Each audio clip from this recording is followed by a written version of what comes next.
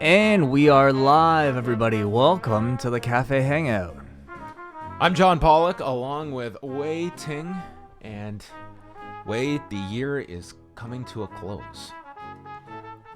It is. What do we got? Like We've 3 got 3 weeks? weeks. Wow, 3 weeks until 2020. Yeah. Yeah. You know what? While I can appreciate this, I know from my sense of punditry, but I am dreading a year from now when every year in review article is going to be hindsight being 2020. Of course.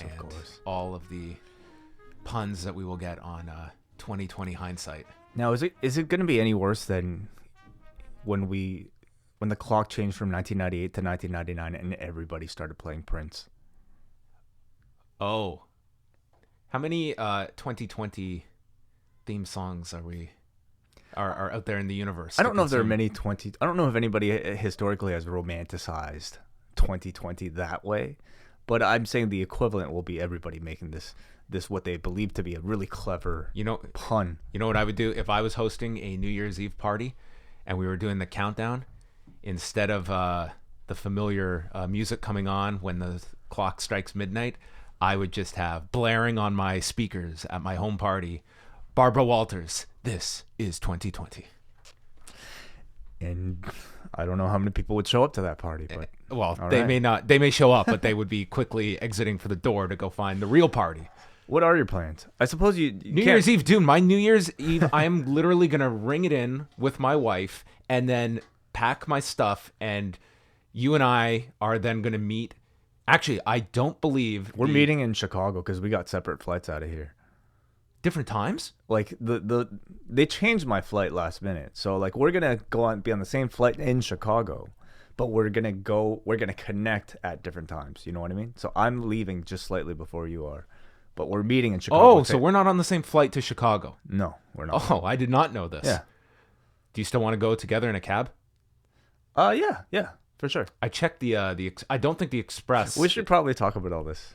Well, I was talking about this the other day. I figured this is where we do our best planning. Way we don't talk as much as people might think off air. No, we don't. We save it all for you guys. I always, if I bombard Way with like 4 or 5 topics at once in an email, the occasional text, but I'm very judicious. I was like, this guy probably, I know my boundaries. It's like, leave him alone unless it's absolutely necessary. No.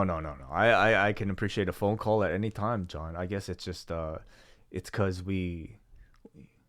I'm respectful of your free time as well. I don't know what you're doing on your own. You've got a kid at home. You know, our free time is very limited, so I'm sure, to be as concise and as effective as possible sometimes requires us to go through plans on air, right? Like we are right now. You know, it was a happy accident on Wednesday. I was taking Max to this little gym that they play on all these toys and stuff. And first I'm all by myself, so I have to get him all ready, get to the car. He informs me he has to pee. We have to go all the way back to the house. He did not have to pee. We get all the way back to the car. I'm driving and I'm going to grab my phone. My phone has been left at home. And I was like, there is no way I'm going back for my phone. So for the next hour and a half, no phone. I was like, oh, this is way better. It was really nice. It's nice. But it's like you really do have I feel this is like my new go-to topic every time. But it was really nice to just I literally had no option. I didn't even have to, it's just so subconscious that you reach for your phone. It's nice until you actually need it. Until you actually have to. Well, that was part of it too, is that I am out with my child. If if there was an emergency, there's an absolute need for a phone. Yes. So I did have to kind of put that to the back of my mind as I went to this gym that was full of like 35 toddlers just running around wild. That sounds fun. In plastic cars and slides. Well, you know what? We got a phone right here, and we want you guys to use it because we're opening up the phone I want to move lines. on from this topic. Very good segue from Wai Ting. I don't want to. We have a limited amount of time, and we want to dedicate this time to our audience. Hello, everybody showing up in the chat room right now, watching us live. But I'm in less of a rush today. I can allow for an overrun. We can be NXT instead of AEW. We don't have a hard out.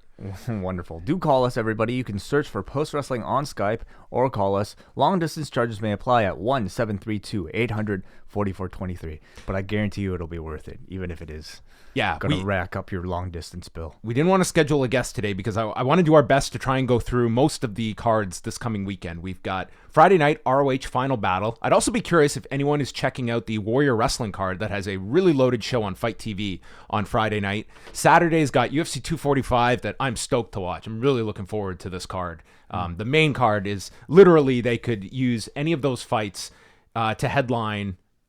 Not everyone can headline a pay-per-view, but for a fight night, an ESPN card, like you've got Uriah Faber in the opener against Piotr Jan, and it's probably not going to be a fun night for Uriah Faber fans. Jose Aldo going down to bantamweight, taking on Marlon Moraes. Probably won't be a fun night if you're a Jose Aldo fan. And then you've got 3 title fights on top of it. So I'm looking forward to that card. Sunday, we've got, Saturday, NWA Into the Fire. Sunday is TLC. Dragon Gate's got a pay-per-view. Progress has a big show coming up this weekend. It is a loaded weekend for wrestling and MMA. Well, it never ends. Last week felt a little unusual without that much going on. Loved it. Even the week I watched the ESPN card, and that was it. Yeah, so this week we're making up for it, that's for sure. Let's go to the phone lines right now. Caller, you're on the air. You're the first caller in the cafe. What's up? Hey, this is Trent. I was the one who went to AEW Live last night. That's right. Yes, Trent, the winner of our draw at the very end of the show. And you went with your little brother, correct? My older brother, actually. Older brother. Got it.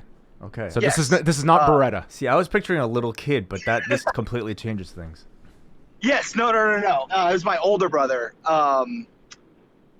He hasn't watched wrestling since like WCW, like in 1998 or 99. I feel like every week we get a call like this from an AEW fan that drags a family member to a show. And how did your brother enjoy this return to professional wrestling? He was highly skeptical coming in, but he actually had a really good time. So that obviously made me very happy. Anyone that stood out for him? Who was he kind of? Who is he really interested in coming off the show? Who is he really a fan of? So that was actually one of the things I was most interested in seeing also. And actually, believe it or not, the guy he had the most fun watching was Orange Cassidy at the end of the night. He thought it was just absolutely hilarious. I'm not surprised. Not surprised at all. I think Orange Cassidy, was a great signing by this company. I was a fan of it when they did it, and he's been a really fun part in very small doses as well. Did he have an actual match, or was it just a spot? Yes. So they did a 6-man match with Trent, Chuck, and Orange Cassidy versus Angelico, Jack Evans, and Pac. Right. Okay. And do you feel like they're handling Orange Cassidy well? Because it's tough for me to imagine him, I guess, in a actual singles match, especially on TV. So is this really kind of like the perfect role for him right now?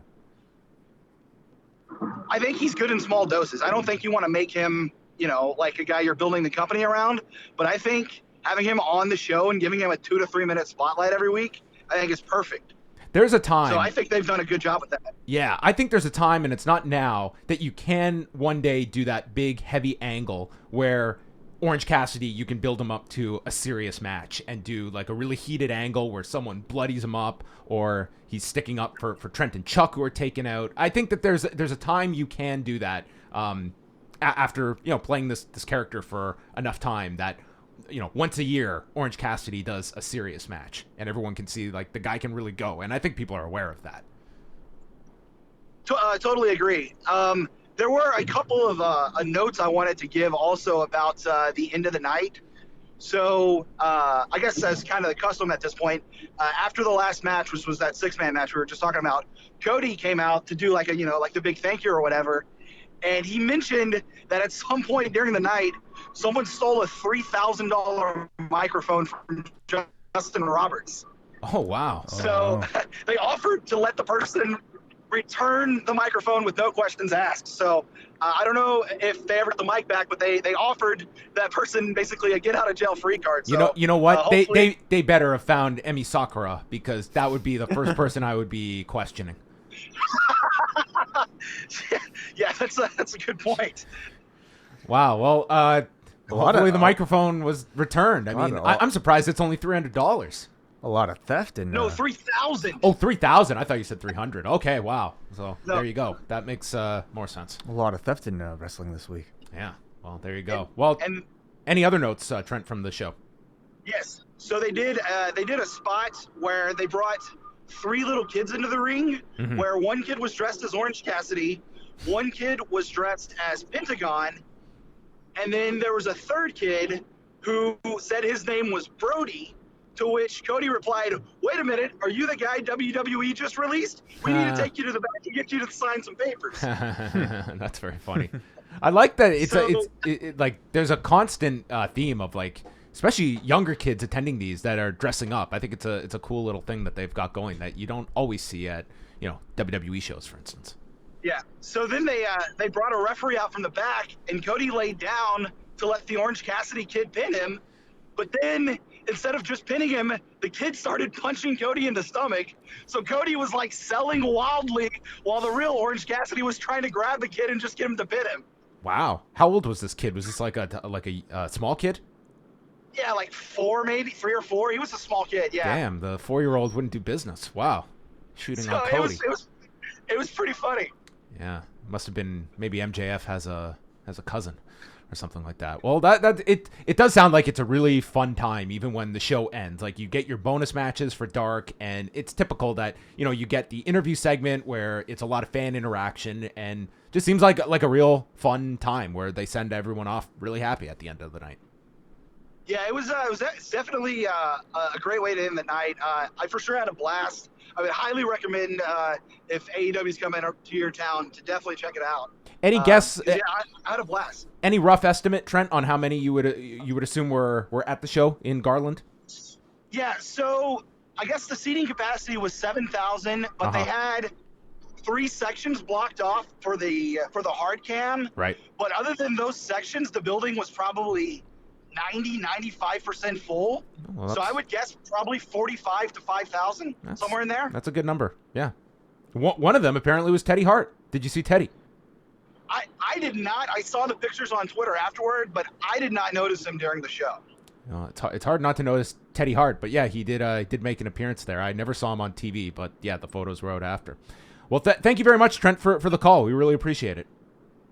All right, take care, guys. Thanks, Trent. There you go. Seems that they always sound like great times. That's you don't hear many negative experiences live.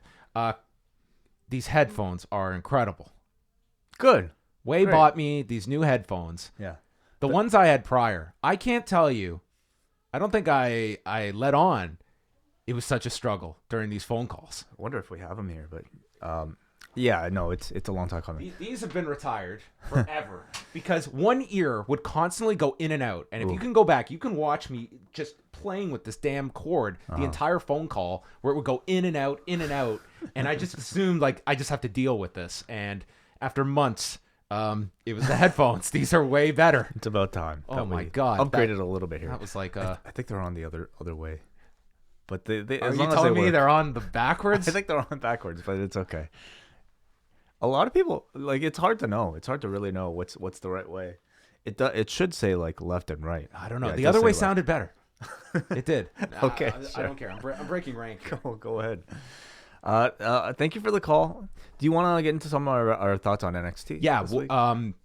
NXT on Wednesday night. I did feel overall for the 2 hours, I did enjoy AEW more than NXT, but my match of the night was Lio Rush and Angel Garza. I love that match. Yeah. 16 minutes. Those two have just been ideal opponents for one another. I am so high on Garza that guy has top babyface potential. I see him, he to me is everything they are hoping Humberto Carrillo can be as the Spanish star, and Garza is there. And what a moment. He wins the title. And then he proposes to his girlfriend during the commercial break. Yeah. And then they air it right afterwards. But I just thought, man, if the two shows were beginning, I mean, you had Jon Moxley coming out, so obviously the big star power was on AEW at that time. But what a super hot match that those two had. And I hope that they revisit that feud later, because I think they're just magic together. It's been an incredible rebranding of not just the Cruiserweight belt, but I would say certainly of Lio Rush as well, who, I mean, shit. like several months ago he was Bobby Lashley's manager, and now all of a sudden, I mean he's Bobby Lashley just bent over and showed his ass to the crowd. You know, now he's a serious competitor that I actually look forward to seeing every single week, and he's had an amazing run with this cruiserweight belt, and they've done a great job of rebranding this thing to the point where it's like it feels like it's a coveted title, and this incredible prop that added so much value to this man's real life marriage proposal at the end of the match. The match was great. Angel Garza is they've done a fantastic job with in a very small amount of time, and it seems like they're going with a babyface direction with him. I mean, yeah, I think it's a weird division because you can really just put anyone into that division on NXT that fluctuate between the heavyweights and the cruiserweights. There is still a 205 weight limit, they say, so Keith Lee's not going to be challenging for that belt anytime soon. No, but in that main event, I mean, could Ciampa and Balor not qualify for cruiserweight status? You don't close to it. How much is Ciampa? No, absolutely. I feel like they can. It's just about whether or not. I think they have to increase the cruiserweight. Like, it's still very much a secondary title, and I would say even a third title underneath the North American belt right now. So they still have a ways to go, I think, to rebrand it. I would love to see them actually change the belt, get rid of the purple, like put the NXT logo on it, and just kind of like make it completely its own thing. Yeah, I think it's going to be tough to differentiate that from, say, the North American title as well as kind of that other singles championship. Other notable parts, obviously, Finn Balor winning the main event, Keith Lee taking the fall after the coup de grace, so that sets up Adam Cole and Keith Lee. And some people may have missed it, but that closing shot is the Undisputed Era, including Bobby Fish coming out. Right. So Right. I haven't heard an update on Bobby Fish, but at least he was out there, and hopefully it means that it is not too serious because he wasn't on the show at all last week. This match I thought was fantastic. It was, to me, like a really fun, almost like a Bola style three-way, where it wasn't your usual WWE style with one guy always lying on the floor. It was like lots of really cool three-way spots. Both of the latter two guys working really well off of Keith Lee. Really creative. Like, man, there was like a air raid crash as like Ciampa was holding Balor sitting on top of Keith Lee's electric chair that I just leapt out of my seat, like just trying to see. Really, really great finish too with the Keith Lee delivering the Spirit Bomb and Balor timing it perfectly to land on Keith Lee with his coup de grace right on impact. I thought that match was great. Overall, I actually enjoyed NXT more, and maybe that's just my personal taste at the moment, but I've been enjoying NXT more than AEW for several weeks now. I'll say this about NXT. I thought they did the most effective job of promoting next week because the treatment they gave Shayna Baszler and Rhea Ripley was fantastic. I can't wait to watch that Prime Target show. That to me was outstanding, and that to me, of both shows, that's the main event. I think that should go on last next week, and that's Ripley's big coronation beating Shayna. And I would make it Shayna's last appearance. I don't need to see a rematch afterwards. I think this should be Shayna's send-off. I'm looking forward to Prime Target a lot because I believe this is the third Prime Target. I think the first one they did was with Gargano. They did Gargano and Cole. But that wasn't... I feel like that wasn't as involved. Like because I think the Walter Bate one was when it felt like it was a real documentary, right? And I like from what we could see from the clips here of like Shayna Baszler talking about her Mustang, like all that stuff I love. And I'm at a point now where, especially with these two, I really crave a lot more outside of the ring sort of storytelling with them. I wonder if they should interview Josh Barnett in there, you would think. I don't know. I hope so. Maybe we'll get some AEW footage of Shayna Baszler at that infamous show with Ronda Rousey in the back. Maybe. But I'm looking forward to that show a lot. I think they did it. Overall, I thought like the show did a great job of like using video to like tell these stories between the Prime Target and also little featurettes on all the main event participants in Lee, Ciampa, and Balor. I thought it made great use of that time. Yeah, they built up the main event very well. Next week, I think both shows are going to have tremendous shows. I think you're going to get a really great night next Wednesday to close the year. Mia and Dakota Kai had their match as well.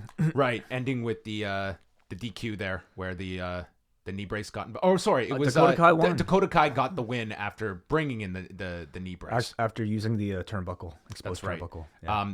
I kind of got a kick out of the Cameron Grimes match with Raul Mendoza. So he's got his Cameron Grimes puts his top hat on the post, and Kushida comes out, and it was almost like they kind of Mendoza and Grimes kind of like screwed up the spot, but it was the exact way that Grimes should have been like off a step because he was literally distracted that I thought it actually worked well, that he was really thrown off by this guy in the corner eyeing his hat. And then Mendoza gets the upset win, which I would only say it was they did it back to back, with Mendoza getting the upset win that they treated it as such, and then Travis Banks doing the same in the very next segment over Jackson Riker of the kind of the upset out of nowhere. Sure. I mean, little thing, but yeah. I do feel like maybe the Travis Banks, Jackson Riker one was more of a David Goliath spin on it. And they're doing a whole lot of that to promote Worlds Collide right now, and finally giving NXT UK a much needed victory, because they're fighting from a position where they're sorely behind anyway. So they kind of need that credibility to stand up to the NXT roster. All that I thought was done really well. I liked the way they had Dakota Kai win, but Mia Yim regain her heat back by a very spectacular move off of the stage through a table. I mean, it was a big enough spot that I think you're left looking at Mia Yim, as sort of the superior, building to whatever rematch that they might do.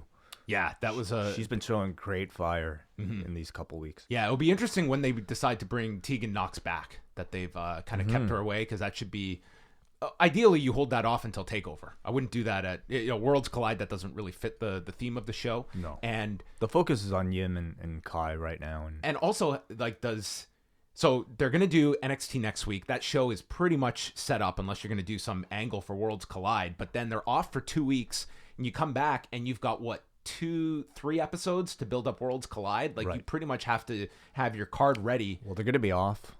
They're off for 2 weeks. They're off for right, Christmas Day and New Year's Day. Right, so they're back January 8th. So they've got episodes on the 8th, 15th, and 22nd to set up Worlds Collide. That you would figure maybe Tony Storm is figured in to take on Rhea Ripley, potentially.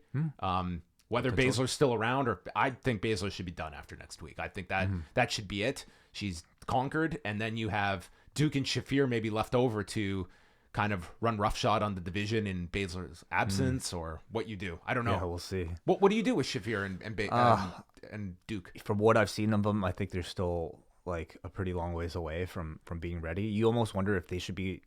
Well, I mean, do you think Shayna's going to be called up? Is that what you're suggesting? I think she should be. If she's called up, I wonder if you even bring up Duke and Shafir with them, just as like the sort of like the accessories. You know what I mean, for lack of a better word, because I think there's such a long way from like I don't know, up to the standard of even what NXT requires, that I almost feel like they might be better served. I think it does add to the Baszler presentation to have those two. Yeah. I just look at those two, that you've invested this time in them. They are not ready for that they should be in NXT and working.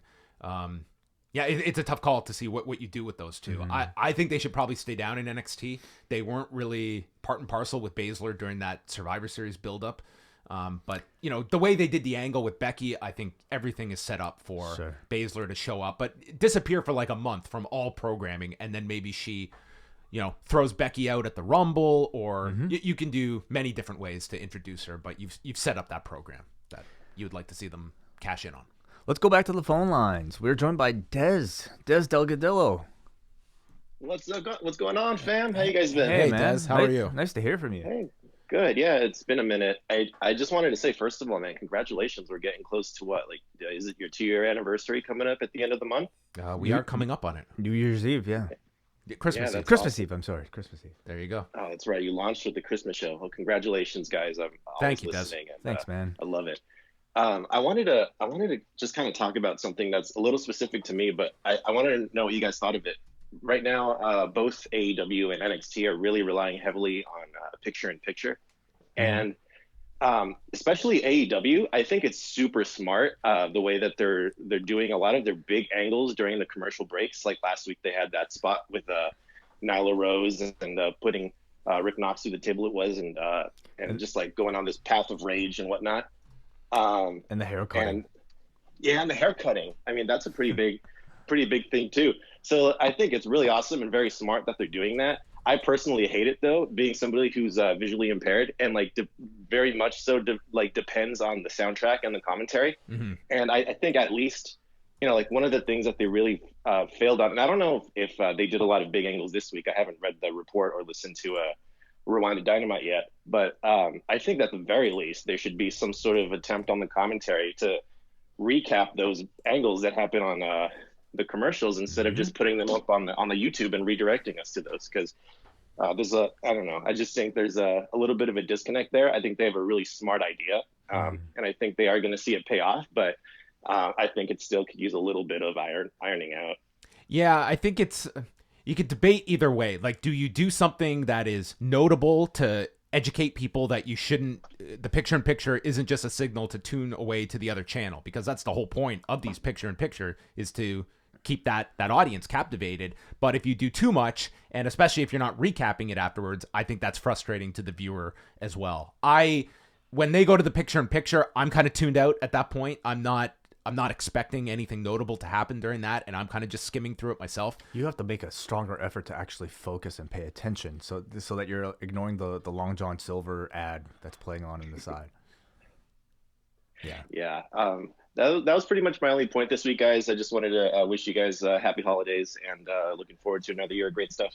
Hey, Des, what's the biggest card this weekend? What were the cards again? We've got Final Battle. There's a Warrior Wrestling card on Fight TV, NWA's pay-per-view, UFC, TLC. Do any of these strike your interest? Honestly, I've never thought I would say this, but the one that stands out the most right now is the Into the Fire show. Okay. Yeah, I didn't take advantage of the early bird discount, so I think I'm probably just gonna wait around and see what the big matches are, and maybe watch them in recap form on YouTube. But out of all of them, that one has the 2 out of 3 falls with Aldous and Storm, right? So that one's gonna be a really, really good show, I think, and I think they're gonna put their best foot forward. But Warrior Wrestling, what is? I've never heard of them before. Maybe you could talk about that a little bit more, and I'll get off so somebody else can jump in here. All right, thanks a lot for the call, Des. We really appreciate it. Yeah, Warrior Wrestling, like, they're based out of Illinois. They've been running for a while now, and they've got a really big card on Friday night. So this is going against the ROH pay-per-view, and the big matches on the show, Will Ospreay is going to be working a tag with Rocky Romero and Amazing Red against the Rascals from Impact Wrestling. Minoru Suzuki is taking on Filthy Tom Lawler.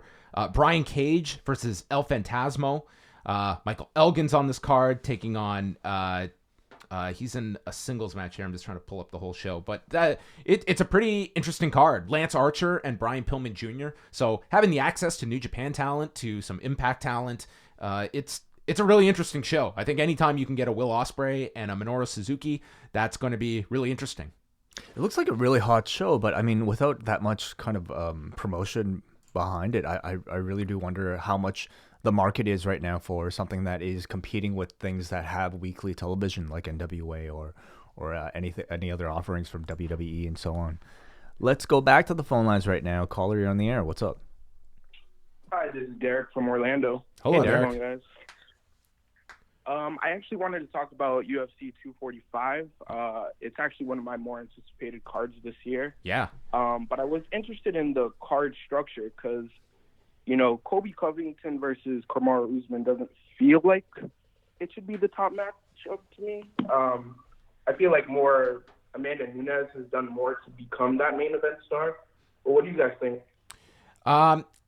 In a lot of these cases, when you do have the multiple title fights, they kind of defer to the heavier weight class that typically gets the headlining spot. I think the idea was that Usman and Covington was going to be your biggest grudge on this pay-per-view. That for many, that's the most intriguing fight on this card. It's kind of hard to say which is like the biggest fight here. I find all 3 title fights very captivating in different ways, but certainly I think Amanda Nunes fighting is I think a big deal at this point, coming off the wins over Cyborg last year, over Holly Holm. But I think the idea is that the most amount of people are kind of tied into the Usman Covington grudge. That I'll say now that we're a few days out, it doesn't feel as big as I thought it would be going into this. Yeah. But I just feel like Amanda's like on the edge of retirement. I know she said it a couple times. It's just it feels like she's never gotten that top push for like a main event level. Well, I think that it's, Jermaine Durandamy, I think, is a difficult opponent for her. She does have a win over Durandamy, but I wouldn't have seen that one being in the in the headline position. And I think that's the unfortunate part with Amanda Nunes is that, she's either beaten the top women or, in the case of Cyborg, beaten her and she's left the company, which would have been her biggest potential fight this year. And it's just a matter of trying to find opponents now for Amanda Nunes at either weight division. And you don't have a lot of stars in either division beyond Amanda right now. Yeah. Who do you see winning that main event, though, between Kamaru and Covington? I think this fight is ultimately going to come down, if you're looking at just the wrestling, and this will be interesting, like if either is able to impose their wrestling on the other. I mean, from a credential standpoint, Covington was a Division I wrestler above Usman, but I think that the conditioning of Covington, I favor him in that department. I don't think this guy is going to slow down for 25 minutes, and it's going to come down to Usman. Is he going to abandon his wrestling in favor of Covington's, and does this cancel itself out, and suddenly this becomes a boxing match? And if that is the case, this is a very hard fight to call at that point. Yeah, I mean, I just feel like Colby has the edge, even though, I don't personally like his gimmick that he's been going with. I do see Colby actually winning this fight. I think I favor Covington in this fight, but it'll be notable to see Kamaru Usman get beat. And this could be one that it could be 5 rounds that drag, or it could be really exciting if this is just a game of inches between these two, and what kind of style each is going to be able to present to the other. Yeah, I'm really excited for that. Thanks for taking my call, guys. No problem.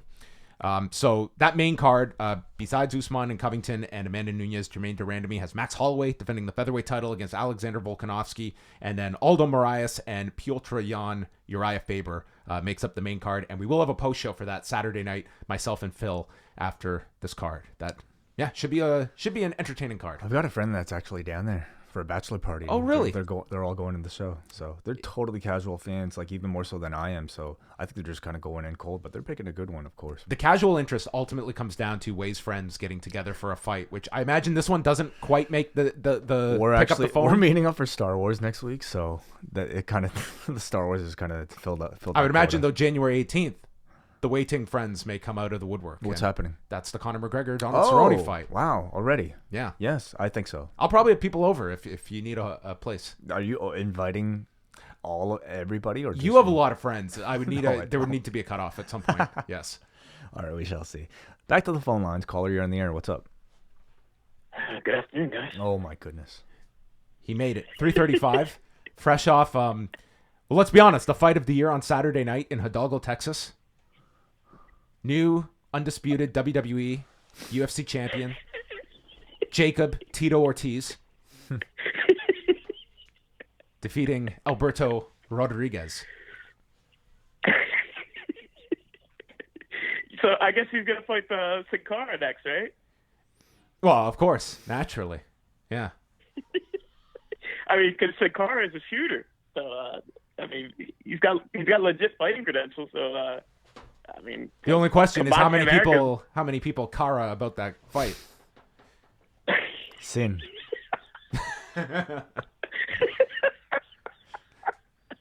Brandon, what exists on your mind right now as we speak? I don't know if I want to know. Well, I was going to ask you a serious question. Have you seen Watchmen yet? No, I have not. I mean, I've seen everybody rave about it. People that I know that aren't even comic book fans are raving about it. So, you know what I'm doing? I'm actually going to save it all for my flight to Japan. Oh, that's smart. So, is this what's Watchmen on? What service? HBO. HBO? Okay. I actually would be able to watch it. But I'm not going to. It's tremendous. Yeah, you're going to. You know what I heard recently, actually? I heard from our friend WH that he, Scrump, and Brandon are actually in a top secret Twitter DM group. Whoa. Where they talk about the Watchmen. Oh, man. And that is a future podcast I absolutely have to hear between the three of you. Brandon, WH, and Scrump. Yeah. Wow. This is Wai getting the scoops on dark Twitter. It's God. It's legit, man. It's good. It's good conversation. I'm imagining a lot of random gifs in that chat. Hey Brandon, how many title switches do you forecast for Saturday night UFC? Oh shit, man. Over or under one?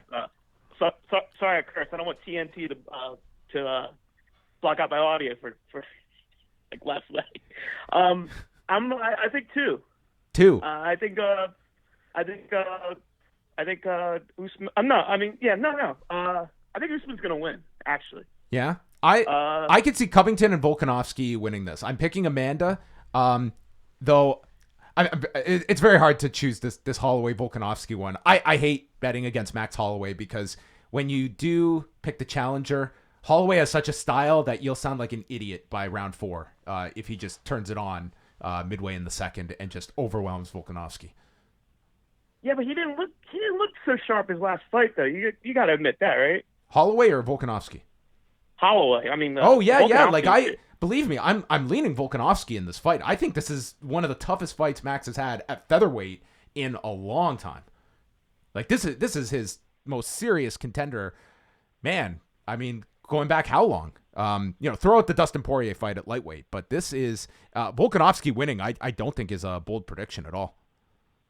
Volkanovski hits like a freaking hat. Like, he got thunder in his fist. He's a tough out. That's definitely gonna be an awesome fight. I think he's gonna win. I think the two champions will retain. I think Jermaine is that's a bridge too far. I think Amanda Nunes is she's so tough, man. She's rugged. I mean, she was rocking like a Coogi sweater at the press conference too.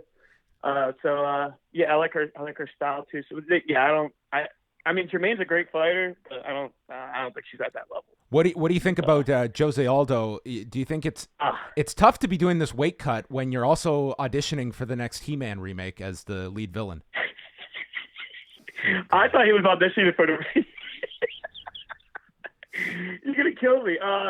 But I thought he was auditioning for the remake of The Machinist. I mean, he looks horrible. So there was a photo last week that came out. This is before like he's getting into the hard cut during the week, and he's not looking great. And then today, I see a photo of Ariel Helwani interviewing him. So this is the day before the weight cut. And dude, his cheeks are sunk in. He looks awful. Like, if you were to tell me in 2019, Aldo was going to be leaving featherweight, 99% of normal, rational thinking fight fans would be, okay, he's going up to lightweight after all these years. I don't understand this move to 135 pounds, and you're fighting Marlon Moraes. Like, Jesus Christ. If Aldo wins this fight, I will be stunned. I will be stunned. Yeah, that's a tough fight, especially with, I don't know why. Who gave him the suggestion to cut weight, to cut the bantamweight? That's madness, man. I don't think he's gaining anything going down. I think anything. I don't think that you're going to see any improvements on his game going down this weight class. This was a guy that was struggling at times to hit 145. So I think this is a really bizarre decision to be making at this stage of his career. Still not the oldest guy in the world. I think I would be much more interested in seeing him fight at lightweight than bantamweight. I know the UFC's got to get return on investment for giving him that 10-year deal, but I mean, come on, stay at lightweight. That's madness. Quick, are you guys shocked at how tame that the build-up between Covington and Usman is? I mean, it hasn't been as controversial as I thought it was going to be, and xenophobic. Well, I think Covington was trying to make up for lost time on that athletes panel on Thursday. If you want to see cringe at its finest, the way they did it, it's Megan O'Leary doing a panel with the champions and challengers. So we have a panel with Covington, Volkanovski, and Jermaine Durandamy, and they're taking fan questions, and they're asked, what would you be if you did not become a fighter? Covington's answer after pausing was, Jeffrey Epstein didn't kill himself. And Megan O'Leary is just trying to get things back on track. It was so painfully awkward to watch as Covington is sitting there with his orange suit and the Donald Trump Jr.'s book in his lap. I don't know. I totally understand why people are not into this guy at all. I don't think it's the shtick that translates into drawing like business on pay-per-view. At this point, is it even shtick, or is it just who he is? It's shtick, and you can't argue that it's enhanced his career greatly. I just don't find it to be super effective. But again, we're also now in an era where we're not seeing these pay-per-view numbers every month, and we don't really get an external gauge of, you know, who is moving business at this point in time. But I mean, for Covington, it's shtick, but I think you can also be very critical of like the rhetoric that he's throwing out there for people, and you know, largely it did save his UFC career. I mean, he's working. I mean, he's living that gimmick now. I mean, he was in TNA, right, with Dan Lambert. So, I mean, who knows if this is real or make believe now, right? I mean, it's not like the guy's super secretive either about, you know, understanding that he needed this in his career to do this, and people buy into it. But I don't know. I also don't think it's that's the defense of still spewing out a lot of hatred shit at the same time either, and just hey bro, I'm working. I don't know, but nonetheless, I do think I give him the edge in this fight with Kamaru Usman. So it should be interesting. Couple questions. I'll get out of here. Are you guys interested in Quintet tonight on see Fight Pass? Did you get to? I am really interested in this. I'm gonna try and make some time to watch this. Do you want to explain the concept, Brandon? Because I think it's pretty cool that they're doing this. So they have like different teams of I guess we have Team UFC, Team Pride, Team WEC, and Team Strikeforce, I believe, and it's like Survivor Series teams essentially. It's like 4 teams of 4, and then from there it's like, what is it? It's like a 8-minute time limit between the pairings. Yes, correct. And it's right up Way's alley too. Way would love that. How so? Especially Mark Munoz. With jiu-jitsu and shit like that. Oh, okay. It's just like grappling matches, and they max out at 8 minutes, and then the next pairings come in, and it's like they've got like solid names in it as well. So Mark Munoz, Jake Shields. Yeah, I really love these kinds of concepts that they've come up with to draw people in, just using stars that, you know, many of whom are no longer fighting anymore. I'm just pulling up the teams here. So Team UFC consists of Anthony Smith, Anthony Johnson, Sean O'Malley, Clay Guida, and Gilbert Burns. Team Pride, Eve Edwards, Hector Lombard, Gregor Gracie, Takanori Gomi, and Kazushi Sakuraba. Team WEC, Chad Mendez, Glover Teixeira, Mark Munoz, Cub Swanson, and James Krause. And Team Strikeforce, Gilbert Melendez, Jake Shields, King Mo, Jay-Z Cavalcante, and Hanato Babalu Sobral. It's a good lineup, dude. Yeah. I'm definitely. Gordon Ryan and Alexei Olenek. Like, this is, I'm sure this is going to be a really fun show to watch tonight. Hell yeah. And one more question real quick. Do you think that the only NWO that should be inducted into the Hall of Fame is NWO 2000? Am I wrong on that? Yes. Yeah, definitely. I love you guys. Okay. Thank you, Brandon. Thanks, Brandon. Always a pleasure. He's just trying to butter his way into I'm surprised that the man doesn't already have his own podcast. Yeah, maybe their Twitter conversations will be made public in 2020 somewhere. Yes. What are there some previews you want to get into? Well, let's look at some of these cards here. We don't have to go super in depth on all of these. Final Battle on Friday night is headlined by ROH and PCO for the ROH title. Briscoe Brothers against Jay Lethal and Jonathan Gresham for the tag titles. Bully Ray versus Mark Haskins in a street fight. Matt Taven versus Vincent, who is the former Vincent Marseglia, now assuming the name of Soul Train Jones.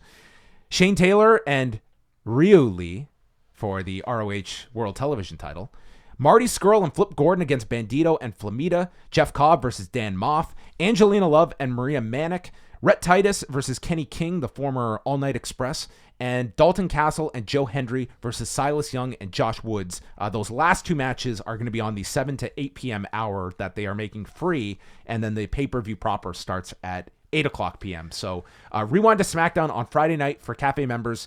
I'm going to be reviewing Final Battle. Way's going to be reviewing SmackDown, so we'll cover both those shows Friday night. So right before SmackDown, you can spend 7 to 8 watching, potentially, if you want. Actually, you can watch the whole show, but for free, you can catch Rhett Titus versus Kenny King, as well as Dalton Castle and Joe Hendry versus Silas Young and Josh Woods. Yeah.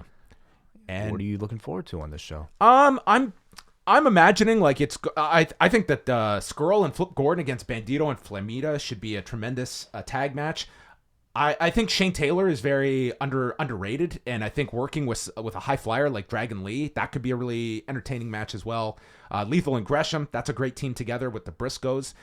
Main event, it'll be interesting where they go. I think Roosh retains the title and keeps it over PCO, but it'll be interesting to see if they shoot any big angles and how ROH closes off their year. They've got this pay-per-view and then the TV tapings on Sunday, and what they do to end what's been a very tough year for this company. Who might be wrestling their last ROH show?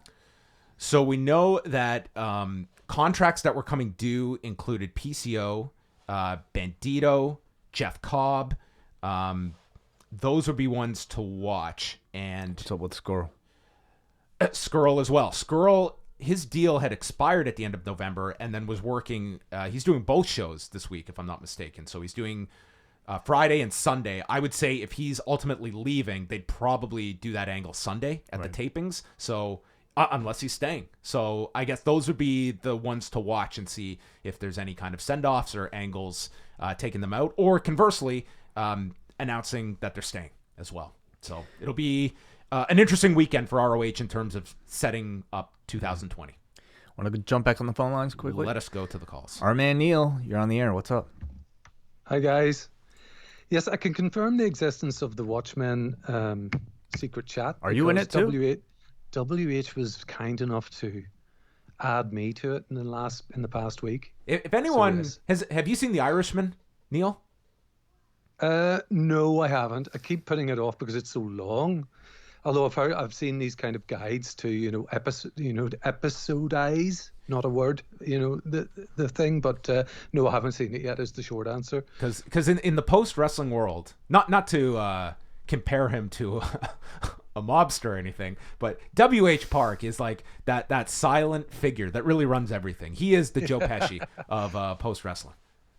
Oh yes, the shadowy league figures, the NFL people say. He just operates, and he is the man that just runs everything behind the scenes. Yes, absolutely. Quietly. He's just pulling the strings. Yes. No, I got invited to the chat, and it's been a real eye opener. Wow.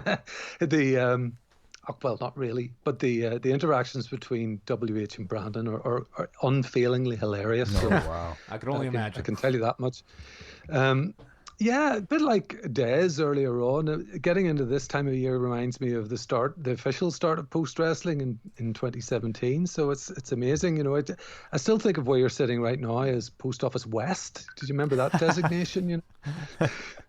One day when we ink our book deal, Neil's going to be the writer of the book.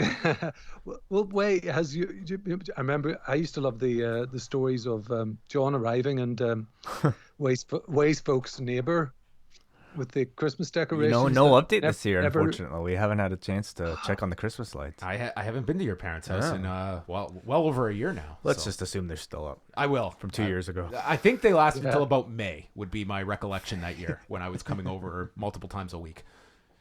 Neil, what are you kind of interested in this week? What's on your menu, wrestling or MMA wise? It'll be wrestling, and it'll probably be, boringly enough, TLC, even though I'm not exactly over the moon about it.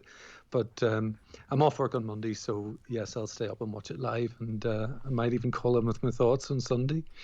Going back to something you mentioned earlier on about Leo Rush, Lashley and Leo, I was reminded of that era this week because Lashley was wearing his T-shirt, which just says the Almighty on the front, and on the back it has his name 3 times, which is clearly the whole Lashley, the time when Leo stunning. It didn't get over. Oh my God, it was awful. Even the thought of it gives me shivers. But yeah, what I was really asking for was some advice, because I'm getting asked by relatives about gifts for Christmas, and as a reader, I usually ask for books, but I've never read a wrestling book ever, either a biography or a history. Last week you had Greg Oliver on, but either of you have any recommendations for a good wrestling book or books that I could request as a gift? Are they wrestling fans, first of all? No, they hate wrestling. Oh no, gift. Sorry, I worded that badly. Gift for me from them. Oh, I see. They're I see, asking I see, me, I Gotcha, see. what would you gotcha. like? Yeah. Okay. Broken Hearts by Diana Hart would be at the top of the list. No, that would be a hard book to find. I'm looking at my wall here. I would say, Are you looking for something like all time or this year, Neil? All time. All time. man, I would definitely recommend, for history, any of the Greg Oliver, Steven Johnson books are really well worth your time in terms of biographies. Bit harder to find, but J.J. Dillon's book is a really strong one. I think everyone should read Pure Dynamite. There's negatives to the book as well. Mm-hmm. Some of his kind of handling of his Japanese stuff, but all in all, I think especially for the time that it came out, it was a pretty revolutionary book in terms of someone being that open about a lot of the darker side of professional wrestling. Who are your favorite wrestlers? I would say like you could even start there. I mean a lot of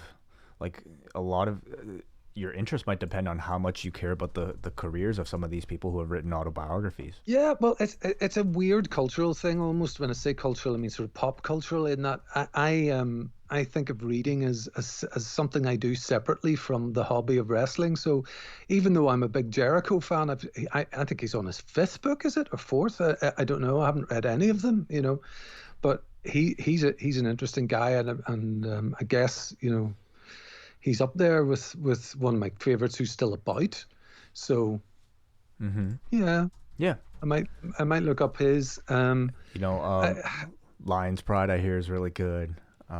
As is Eggshells by our friend Chris Charlton.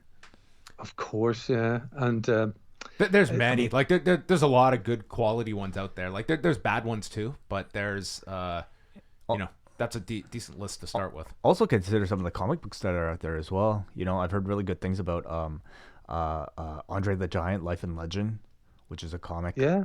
A lot of there's like, of course, the one that I believe the gentleman was interviewed on The Toys That Made Us.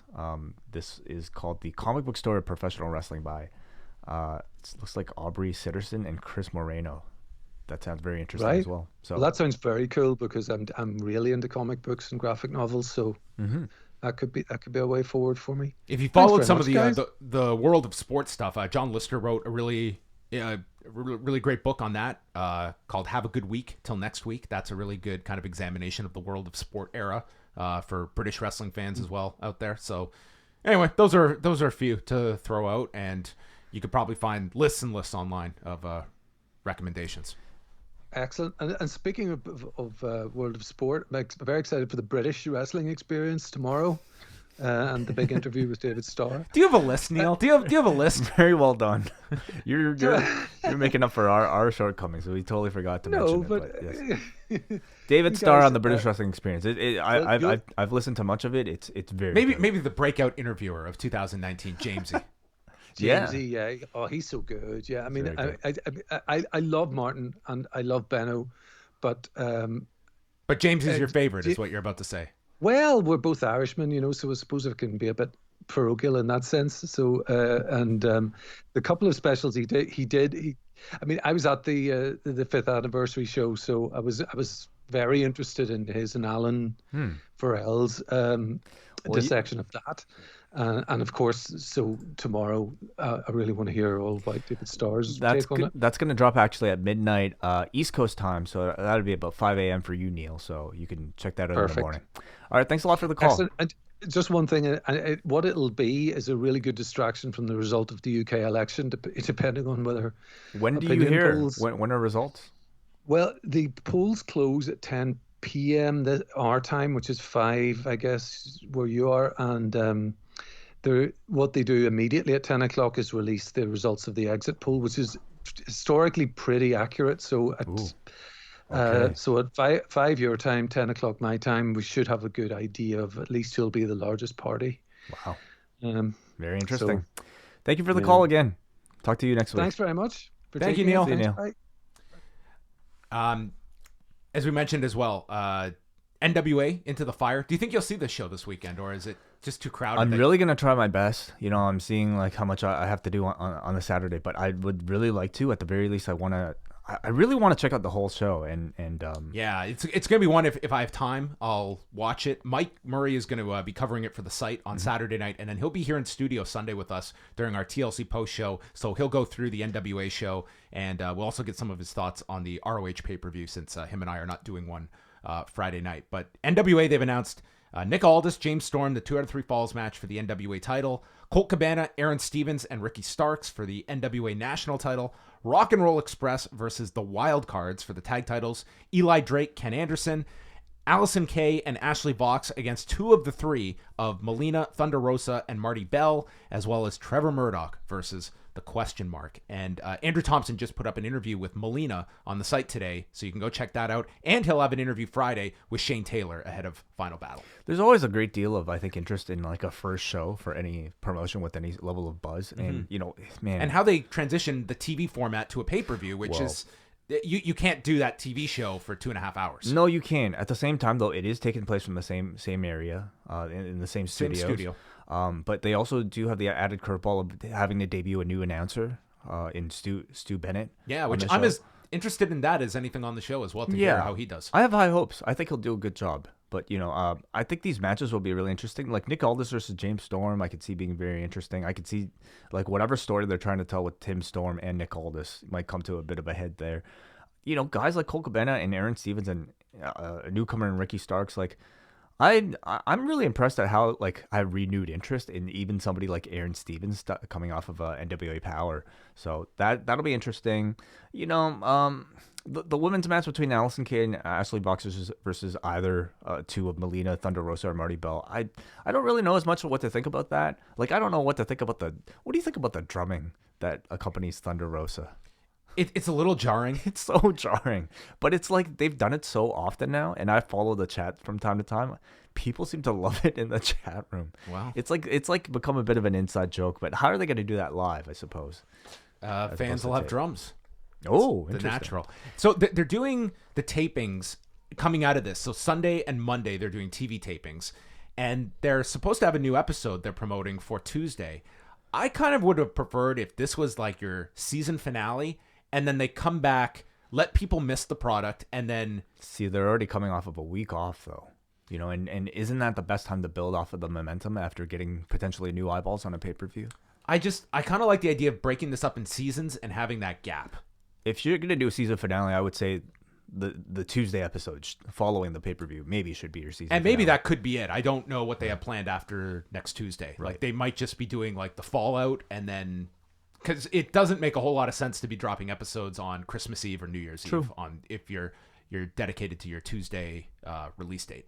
Let's go back to the phone lines. Caller, are you watching anything on the weekend?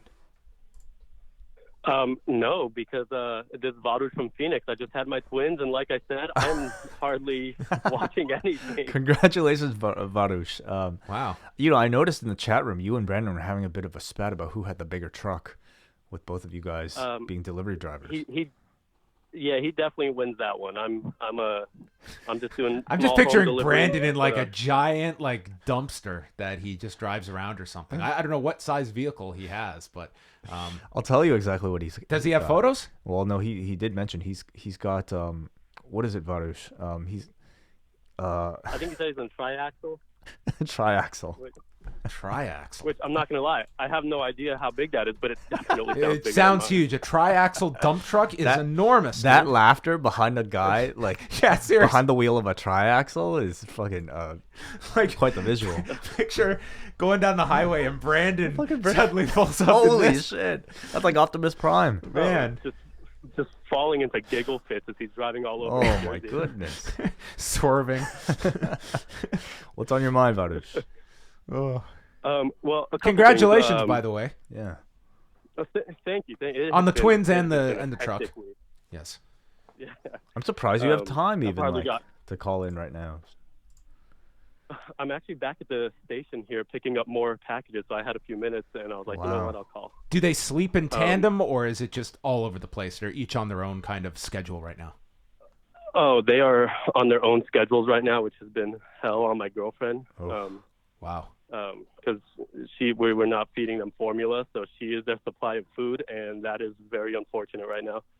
I have all the sympathy in the world. Twins, I could not imagine, but you two are both champions.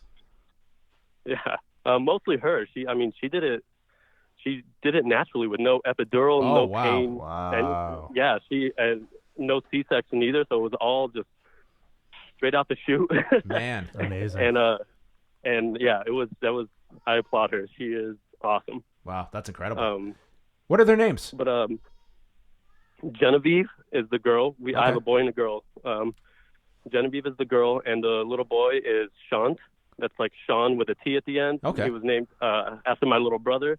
It's an Armenian name. I'm Armenian. Okay. So I named him after my little brother who passed 13 years ago now. Oh, I'm sorry. Wow. But wow. I thought that'd be a cool name to carry on. Very cool. That's wonderful. But yeah, I was listening while Neil was on. You guys cut out a little bit, so I didn't hear all the books you guys were recommending. But so I don't know if you guys recommended this one, but I had one that I read recently.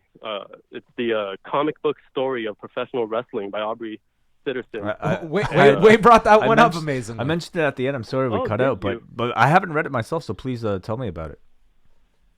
Oh, it's just, it's not as detailed as most. Obviously, it's comic book, so it's not as detailed as most books on the history of wrestling will be. But it is a very concise and very. It has a lot of information for the size of the book. I'll say that it goes into all types, catch can, goes into Japanese history, Mexican history, UK even, and then obviously it wraps it back around to more current day stuff. Though I think it was made a few years ago, so it doesn't have anything recent as far as the new developments in the past year or so. Which great ideas for the next book if he ever does one. But no, it is really good, and the artwork is great in it. But no, I can't recommend it enough. Very cool. Thank you for the recommendation. Yeah. No, and then I did have a question for you guys. It was just something that I've been thinking about lately. Because last week I called and asked you guys about the mid-card title that they might be bringing into AEW. Mm-hmm. And I was actually wondering which champion do you guys think would lose their title first? With all these stories going on and the pay-per-view coming up in February, which champion do you guys see losing that first between Riho, SCU, and Jericho? Oh, okay. I definitely see Jericho holding on to his title. Tag champions, I could see them switching the tag titles. I'm a big proponent, especially when you've just introduced titles, of having long reigns to establish the first champion, so it's not just a quick title run and suddenly we're flipping the title over to people. I'm a proponent of those long champions to establish them at the beginning. So I'm not advocating for any of the champions to be dropping the titles now, but I guess you would have to look at SCU as the most likely of those three, given just how much depth there is in that tag division that you could go with. I agree. I think it would be SCU because I think they already have a bit of a name, and I could see them wanting to, use an SCU defeat to elevate another maybe more unknown team. Riho, I find really interesting because they haven't necessarily established her yet, so I feel like she needs a little bit longer with the belt before they take it off of her, unless they decide to give up. Do we know why she hasn't been around? Is there? Does she have dates she has to fulfill or anything? Yeah, I believe she's wrestling in Japan at the moment. So, but I mean, I don't think that's any excuse to not do something with her beforehand. Shoot something just to give her some presence, even if it's a selfie video from her back in Japan. Like just some type of presence for your champion. I think was totally necessary. Some pre-tape promos or something. Yeah. Anyway, or even highlights of her wrestling around the world. Yes. I mean, there's lots of options you can do to keep. And if I'm making my short list of people that are priorities, she's one of those. So, yeah, they've just announced she'll be back January 1st for the title defense. So that looks to be the next time she'll be on TV. Cool. All right. Well, anyway, yeah, that was it. That was just a couple things. Well, good luck with everything, and we send our best. Thank you to the new arrivals. You guys have a good one. All right, you too. Before we get back to the phone calls, do you want to take a look at the TLC lineup as our final card to look at this weekend? Let's do it. So we have 7 announced matches as of Thursday afternoon. Roman Reigns and King Corbin, TLC match. I think this is going to be really good. Corbin versus Reigns. I think it could be very good too, yes. I don't think Reigns can not do really well in this style of match, and I think Corbin is fine to work with Reigns, and I think that the gimmick will assist this match greatly. The dog food gimmick? I guess I was talking about the tables, ladders, and chairs, but you have to have some dog food involved in this. The somehow, dog food involvement, the dog blank involvement is what I'm most curious about. But I agree with you. I think the TLC match, they typically come across really well, and I think both of them have proven to be pretty very competent in-ring performers. So I'm sure they'll map this match out really well. I read the best preview for SmackDown. Okay, this is how they have teed up SmackDown. Roman Reigns was left battered, covered in dog food, and tied to the ring post at the hands of Corbin and Ziggler at the end of SmackDown. Now the big dog is ready to be unchained. Despite defeating the show-off in the ring, a post-match attack from Corbin and his minions was too much for Reigns to overcome. Corbin made good on his promise to humiliate his rival, but now has he pushed Reigns to an even more dangerous place. Will the big dog bite back before the TLC showdown with Corbin? Catch SmackDown, 8/7 Central on Fox. Oh, lovely. Will the Beautiful. big dog bite back? Forget book recommendations. I think we could just read those. Great WWE.com entries. Yeah. The New Day versus The Revival for the SmackDown tag titles. Bray Wyatt versus The Miz, non-title match, as we get non-Fiend Bray Wyatt. This is, of course, this is Mr. Rogers Bray Wyatt taking on The Miz. So I think that allows you to do a more competitive match. No red light. Thank God. Yeah. Unless they have some other idea in mind for this version. Maybe they'll have a big backdrop like the Firefly Funhouse.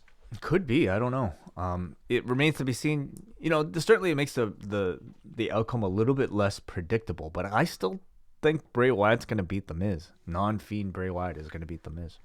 Yeah, this almost feels like it is a not exactly like QT Marshall, but it just seems like such a clear outcome that they're going to be convincing you that The Miz could win this. And by having it a non-title match against Bray Wyatt as opposed to The Fiend, I think you could look at it like they could have The Miz triumph here and then lose to The Fiend. Possible, yeah. They could do either. I'm not that amped for the match, though. I don't sense that much interest. Unless they do a great angle on Friday.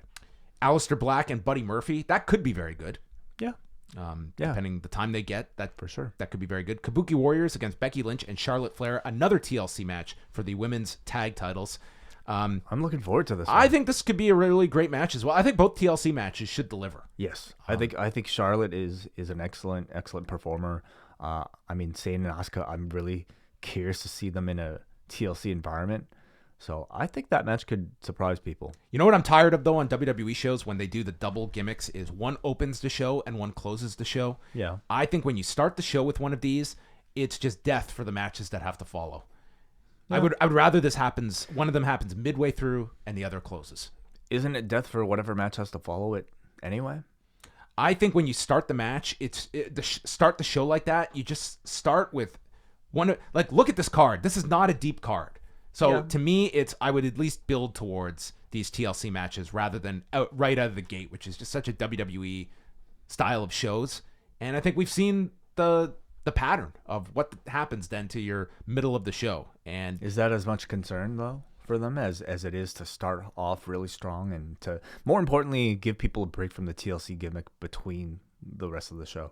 I just think that I don't think it's that big of a sacrifice to do one midway through. You have a few matches in between, and then you do the final, but we'll see what they do.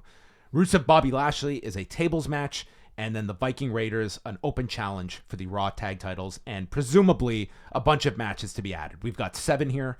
The kickoff's at 6. Main show's at 7. God, 7 is fine. They don't need to add any more. Please, this is enough. Well, like a 2.5-hour show. I would say minimum 3 more matches. One match for the kickoff. That's perfect. You could put Black and Murphy on the kickoff. That's fine. Like I don't need more than this. This. I feel like I would get my 9.99. If this was 2.5 hours, I'd be totally fine with this. Anyway, Rusev and Lashley, I certainly feel like they will extend this beyond TLC. They've simply invested way too much into this to just blow it off here. So I expect Lashley winning with the help of Lana, of course. Lana low blows him. He goes to the table. Whatever. Something stupid like that. Viking Raiders versus TBD. We don't know who they're going to defend against yet. Yeah, it's just an open challenge. So okay, we'll see who they go with. I mean, they've teased stuff with Gallows and Anderson. They just beat the Street Profits. It won't be them. I don't think it'll be Gallows and Anderson. You figure they would announce that, Unless they're gonna have a left field team come in. Honestly, this really just feels like it's a plain card. I mean, unless they announce a great deal of like, star power on Friday, I just can't even see what they could announce. Well, what do we have? I don't think they're going to announce Rollins and Owens at the last minute, though. I could see them doing some kind of angle on the show so they have a presence, but I don't see that match happening. Orton AJ, you're not getting here. You don't think so? I mean, I feel like they would have announced it by now, don't you think? Yeah, I do. I thought maybe during the week they would announce. Well, we're at Thursday, so we'll see if they announce anything more. Rey Mysterio isn't booked on the card. Yeah. There's not to say they won't have presence on this show, but you really do figure they would have announced a lot of this by now. But we could be wrong. Friday, like after the show, perhaps maybe they can announce something. But otherwise, I'm not going to say it's going to be a bad show because I think on paper a lot of these matches can look pretty interesting. But in terms of star power, definitely a weak lineup. I wouldn't say this is a card that you're necessarily anticipating. It would be a show that if I'm on the fence, there's a bunch of other stuff going on this weekend. Mm-hmm. I wouldn't be going out of my way to see this. This is a hear what the highlights are and maybe check it out the next day kind of card. Sure. So that is the last major card of the year for WWE in this very hectic weekend that is going on. So as we await numbers, do you have any feeling about? I think it'll be just as close this week than last week.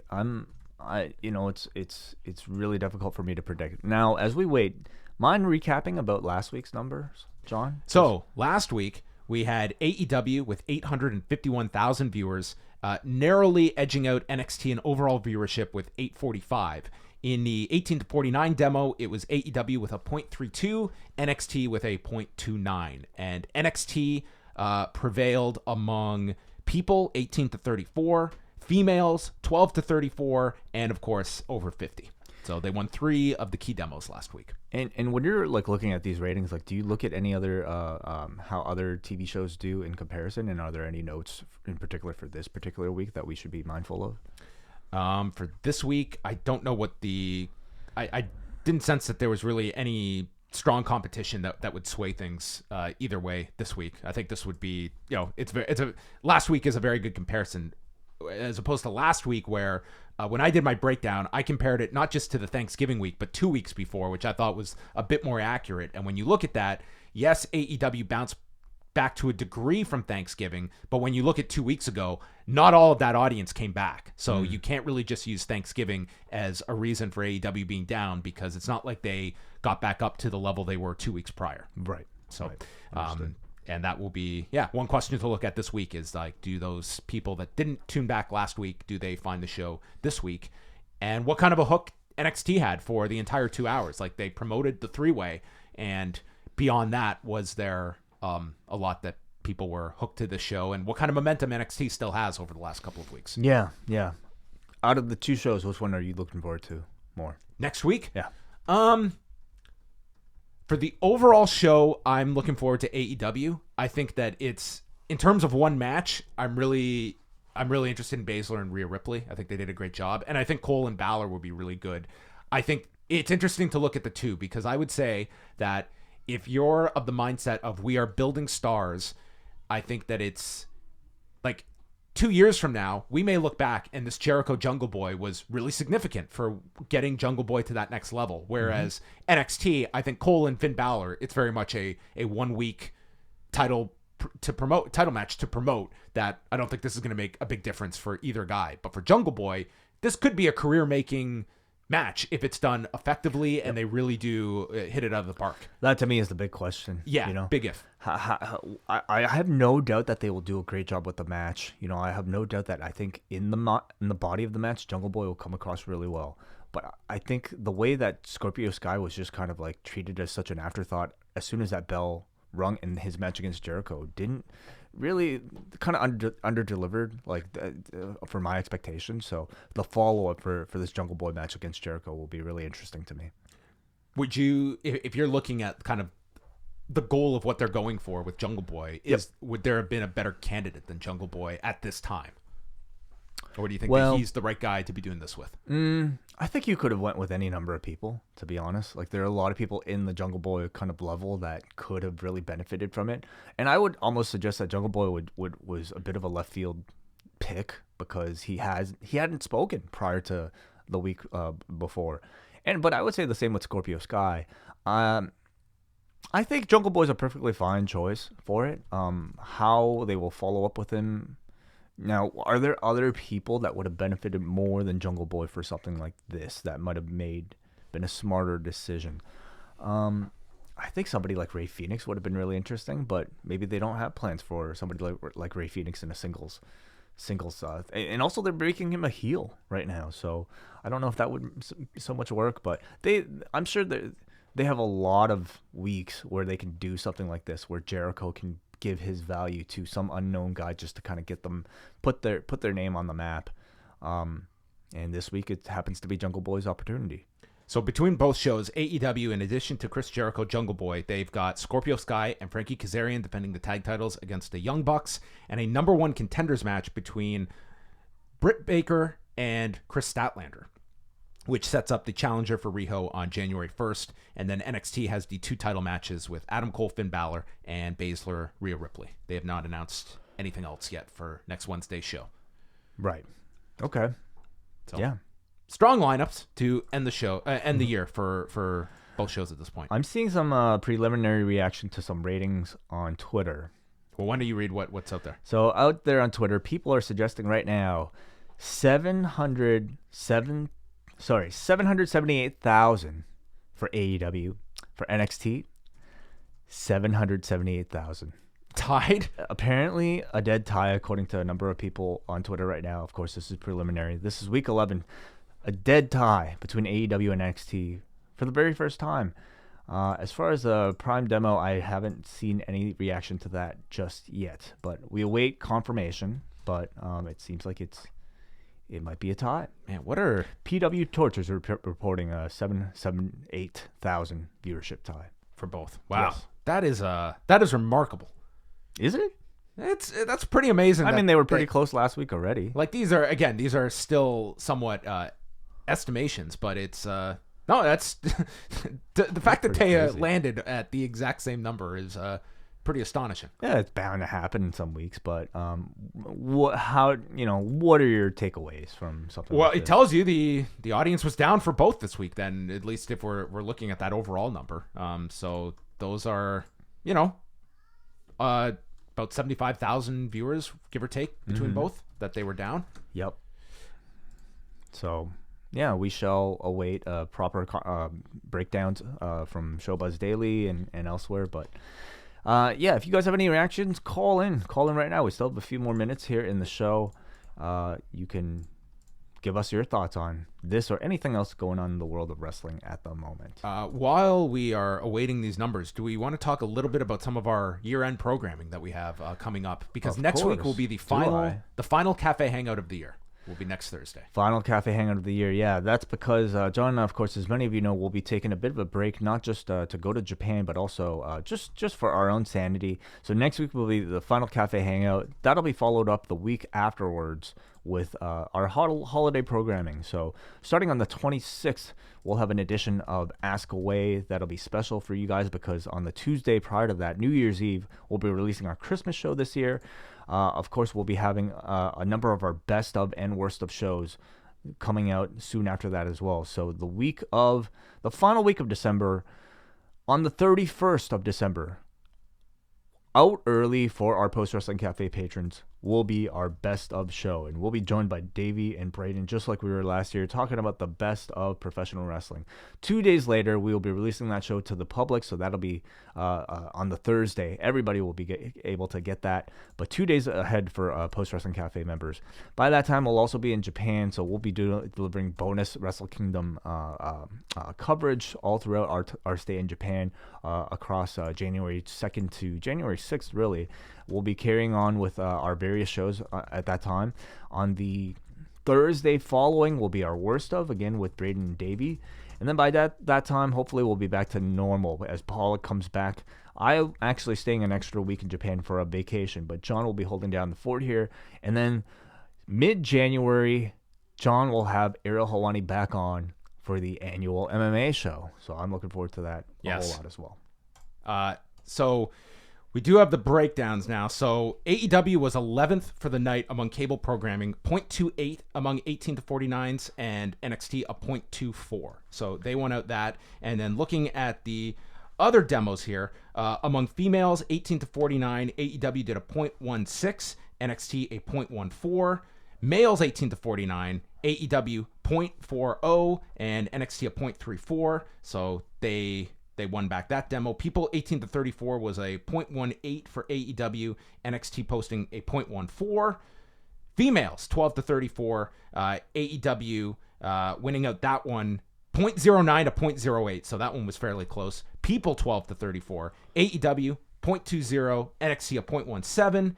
People 25 to 54, that was AEW 0.32 to 0.27, and then people 50 plus was still an NXT win, 0.38 to a 0.29. So AEW reverts back a tie in overall viewership, but winning all but 50 plus among the key demographics this week. But overall viewership down 8.5% for AEW, down 8% for NXT. So yeah, they were down, including among the key demo that they were down from last week's figures. Very interesting, very tight race, but lower numbers for everybody. I mean, as far as the Prime demo goes, NXT not necessarily closing the gap more so than they did last week. No, last week they were within 0.03. This week it was a 0.04, but both dropped. So from last week. And yeah, I guess you look at next week. Like next week are being promoted as almost miniature pay-per-views between the two. So you would hope that I would say each show should be targeting that 850 to 900 plus range. I would think that 900 would be something to shoot for if you're either show, given how much stock they've put into both shows. Would you say this is, what's the room for growth? I would say, for this range a number, I would in the next year. Are we going to stick around this 800 range, you think? I think for the foreseeable future, I think 800 is kind of what you're targeting. 778 is, throw out the Thanksgiving week. I mean, that's, fairly low especially for AEW. NXT was as low as 698 going back to mid-October. But, it's lower than you would think for a week that didn't really have too much else going on. I mean, there was an NBA game. There is a lot of viewership right now for cable news with everything that's going on with the ongoing investigation and impeachment hearings with Donald Trump.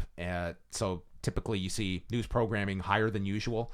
But I mean, again, this was not a week that you had crazy competition either. So cool.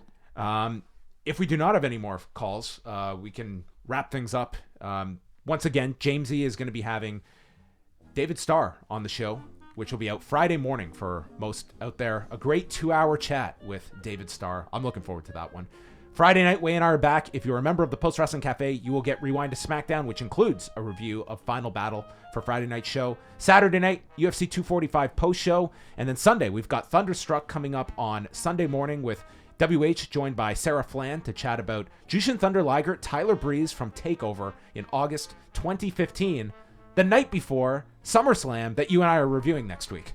Perfect. How did that time out? I have no idea. And the week rounds out Sunday night with the TLC post show. Mike Murray will be here in studio. If you want to watch that show live, that's available for Double, Ice Cap, and Espresso members at postwrestlingcafe.com. Thank you to all of the callers for joining us, and we'll speak with you Friday night after SmackDown and Final Battle.